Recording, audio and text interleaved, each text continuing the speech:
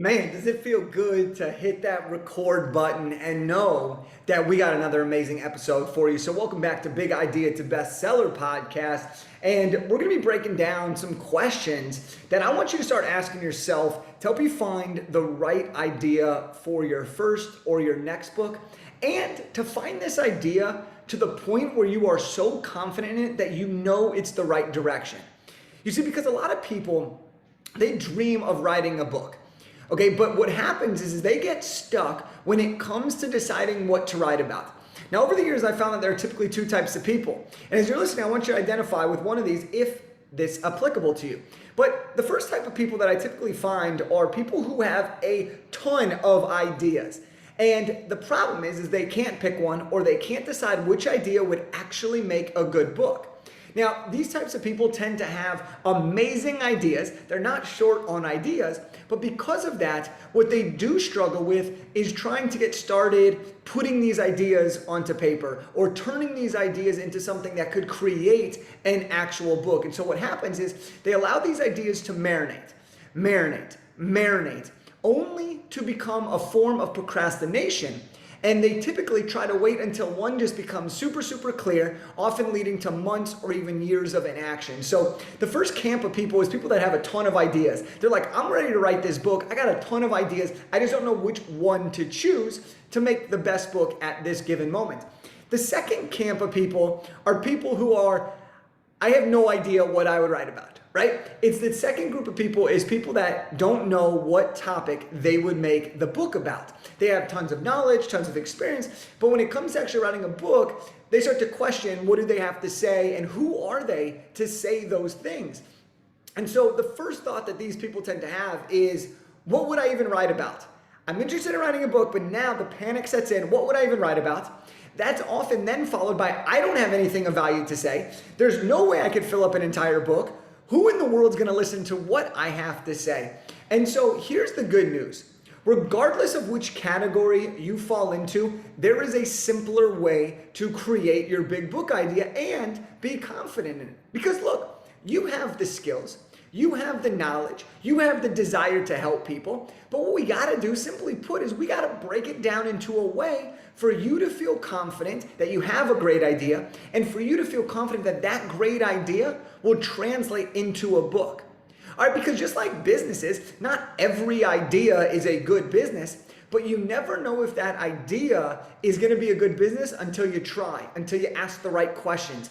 And so in just a minute here, I'm going to give you some questions that will really help you build out and think about your big idea. But before I do that, I want to take you back to my very first job.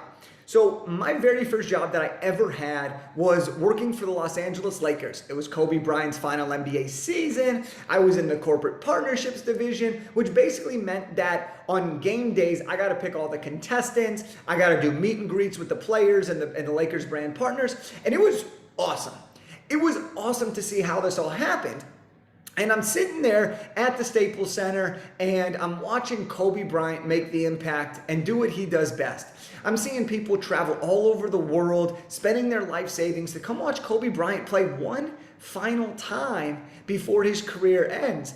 And I kept thinking to myself, how great would it be to be able to inspire people to make incredible life decisions, to be able to help people create life-changing memories by doing the thing that I love to do.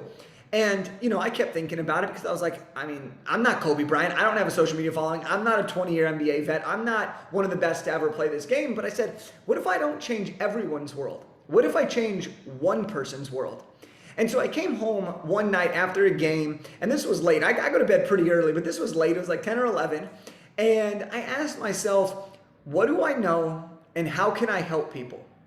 And at that time, I was a 22-year-old, 23-year-old, bottom of the totem pole assistant that had less than 1 year of work experience. So to be honest, I didn't know a whole lot. But what I did know a lot about was how to land your dream internship, how to network effectively and build relationships. I knew a lot about how to do great resumes that get you the interview. I knew a lot about networking and interviewing skills because I was that kid in college who went to all the resume workshops. I went to all the mock interviews. I did all the networking events. I was involved in the organizations. I got my dream internships. I was like, you know what? there's a lot of people that need this advice. And specifically, my brother, he's 3 years younger than me, and my fraternity brothers also.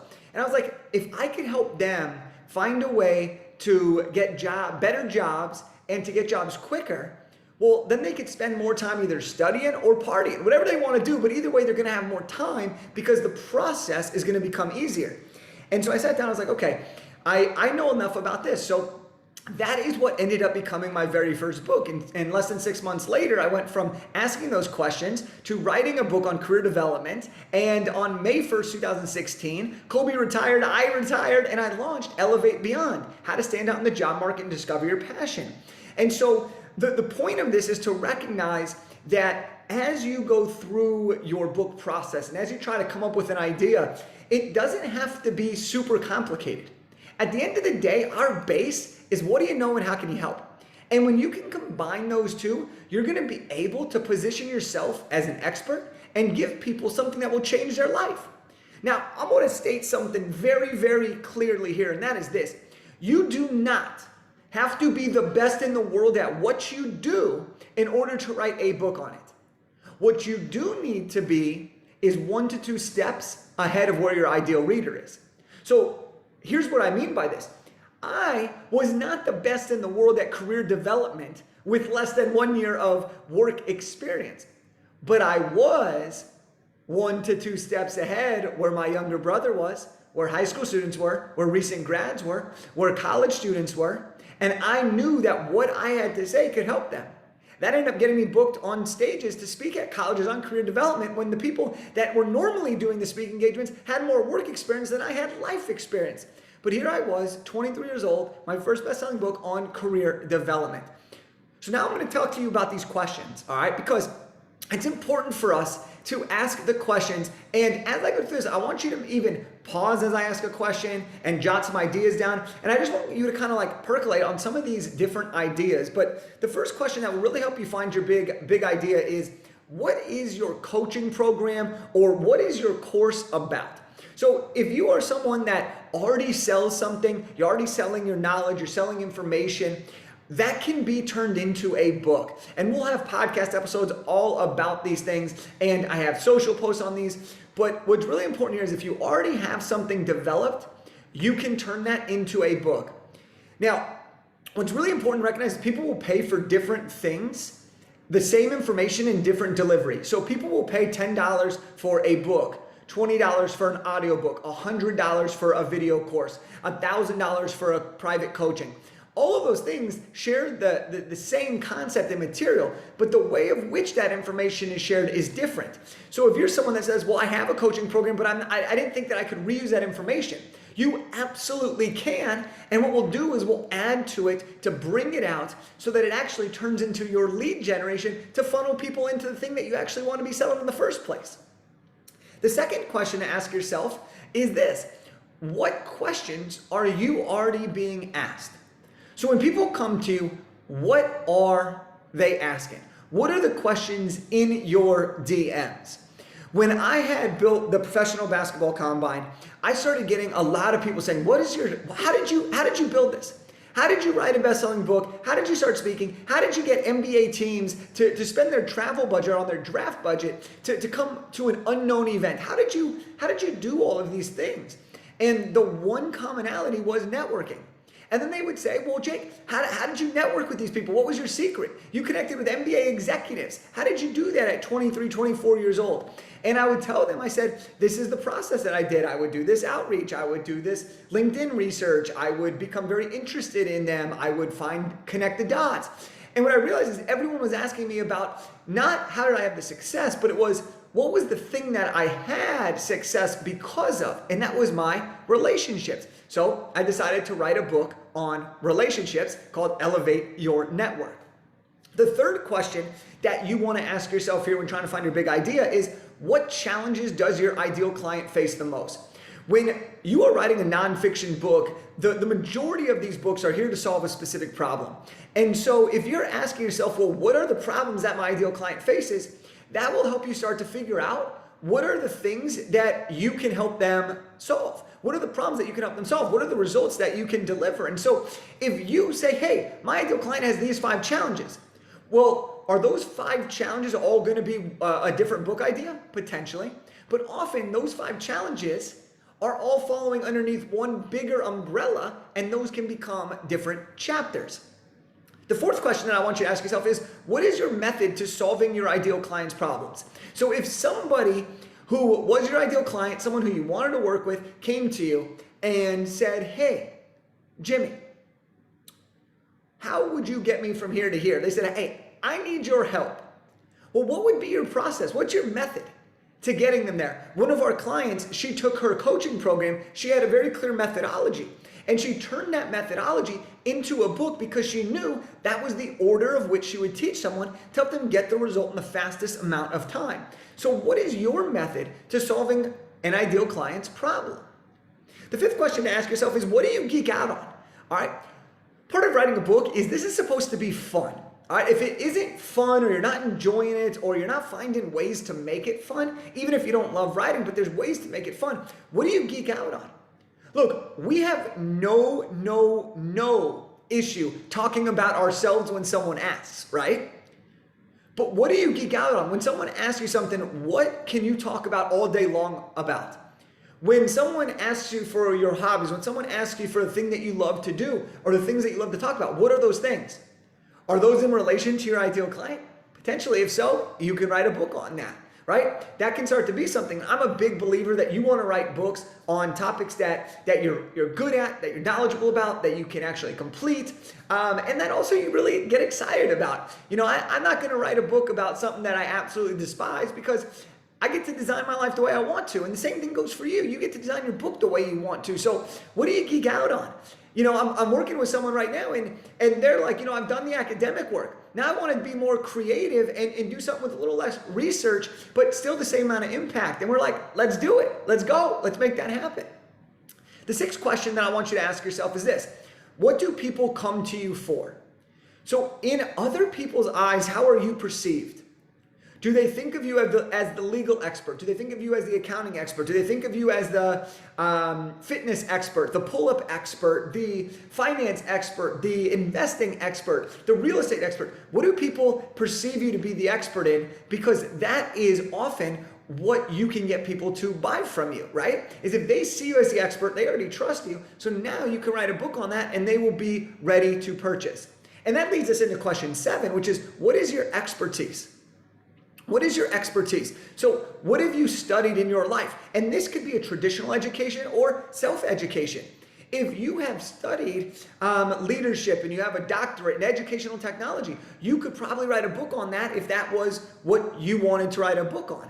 What is your expertise? Maybe it's self-education. Maybe you've spent the last 5 years learning about flipping homes. You could write a book on that, okay? Expertise, the way that I define it, is not what you have a piece of paper for or a degree on.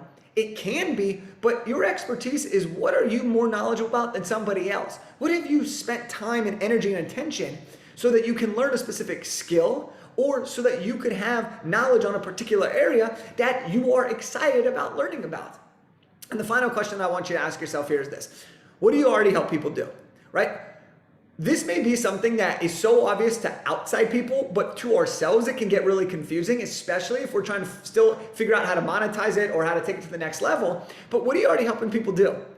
You may already be helping people live a better life. And you may just not think about it because it's just, oh, that's who I am. I just help people with their problems. What do you already help people do? Maybe you're the person that everyone comes to ask about their relationship issues. Well, you're already helping them with the relationship issues. Maybe you like it, maybe you're good at it. The fact that you don't even realize that you're helping people do that means that that could be something special here. So these are questions to start to think about. And then, of course, the final 2 questions that I always want anybody to ask is, simply put, what do you know and who can you help? Right? What do you know and how can you help? Excuse me. And that's what you want to do, right? And the key here is to answer each one of these questions and to see what comes up for you. Is there overarching themes? Are there things that keep coming up over and over and over again? If so, boom, you got that book idea. Now you know that that can be turned into a book, and you can start to execute on that. And that would take you into validation and outlining in the next phase of the process. But here's what I want you to think about as you're answering these questions is, why do you want to write a book? Do these questions play into it? How you can help somebody solve a problem? What does your audience need from you? Not what you think they want, but what do they ask for? What are the experiences that you've had in your life that have led to this very moment? And what will you enjoy writing about? These are great things to consider as you go about deciding on your big book idea. Look, these are the questions that I've used for myself, and these are the questions that I use to help our clients figure out what type of book do they really want to be writing on. And if you can identify this, you're going to be way further ahead than you were when you had a bunch of ideas and you couldn't pick the right one, or when you just absolutely panicked by the thought of, oh my gosh, I want to write a book, but I have no idea what I should actually write about. It starts right here. It starts right now. Let's bring that clarity to the forefront. Let's get confident in this idea, and let's take that next step and start bringing it closer to the page. So if you really enjoyed listening to these 8 questions and you're like, I need to get more information on this, go ahead and visit jkelfer.com/book training, and it'll get you instant access to a training that we have on how to find your idea, validate your idea, outline your idea, and it'll really take you through the very basic process of getting your book out in as quickly as possible. So I appreciate you tuning in. I appreciate you listening to this. I appreciate your time, your energy, your attention. And I want to challenge you here as you go through this, like, ask yourself these questions, jot some notes down, and if you find an idea that you're excited about, then go get that training and further continue your education. Build off that momentum so that you can get one step closer to having your dream book become your reality. All right, that's it for today. I'll see you on the next one.